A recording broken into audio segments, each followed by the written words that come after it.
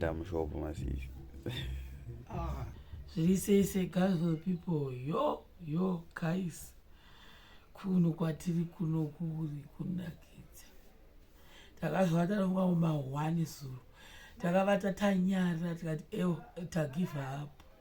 Vakomana mirai mukuona ndakuitira story time. Izvi zvakaitika pano. Boys havasi kuiswa paindaneti. But pakarongeka. Pakauya vanhu vari pano gaizika pane vanhu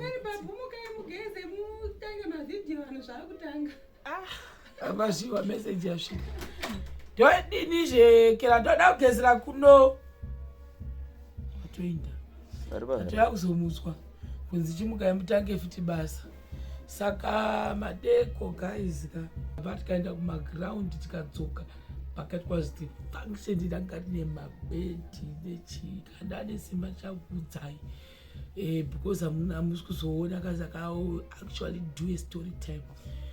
Isusu takangozoya tikagara pano madha vedu client yedu akazouya akatitevera kuno takarira muno takatoti munhu wemushopi isati chagona kufamba kanekera vakumboti mbomazorodza because pane big function.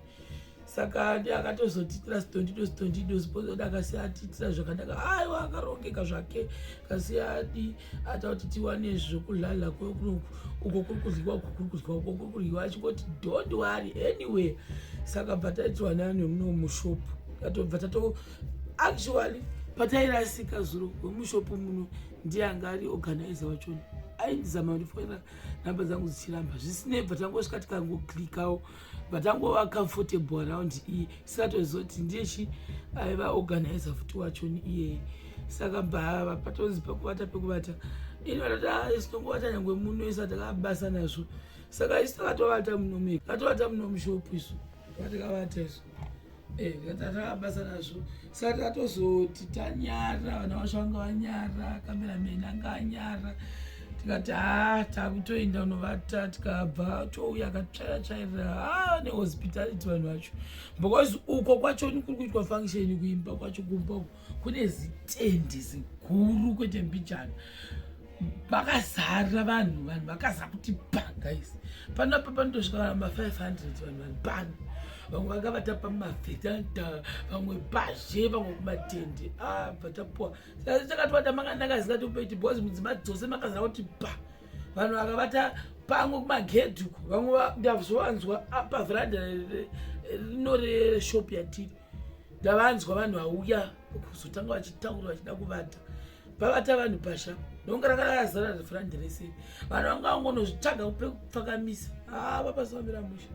Isusu tatovata zvakanaka isu muno tavata zvakanakisisa very free hapana ngachiti disturb angana ngati asi uko mabhendi ari munonzwa kuti kune bhendi iri kuita inzo iro kune michongoyo kune mabhendi kune vanoridza music kune vanoimba nemamaiki zvakaoma chirega timuke tigesi tichinotanga toda kutochinja angazopfekeiko zvimanywa kudaro ichi dakachitsvaka zuro ichi ndazotsvakira manyika ichi ndavati evo kuri kutonhora kwakutonhora kuno kwete mbichana kuchiri kutotonhora actually.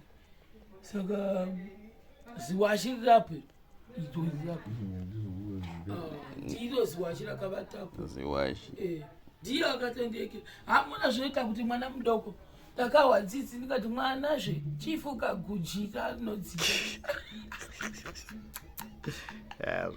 ndozoritora zvangu dzira rangu rarivira kuri kutonhora inzwai ngoma ziya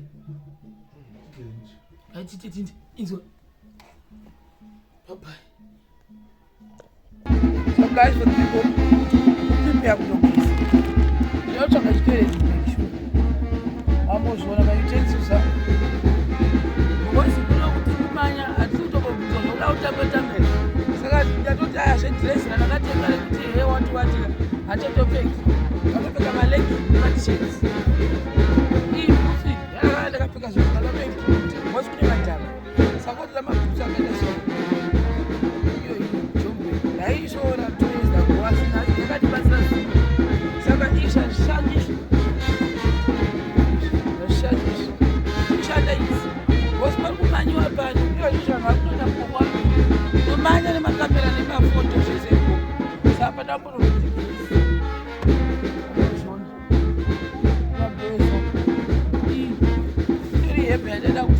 azvitombenda namadhaka ese takagogo zvikwamaona makaya hai kurapa imabaradzanwa muno right saka vada kuti tigesi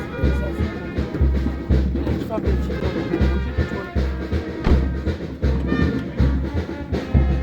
masango akazvipanewo kasi asi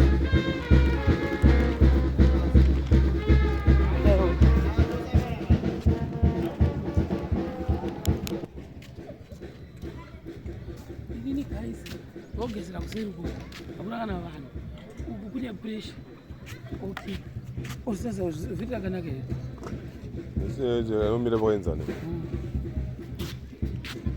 ipinde totsvaka mvura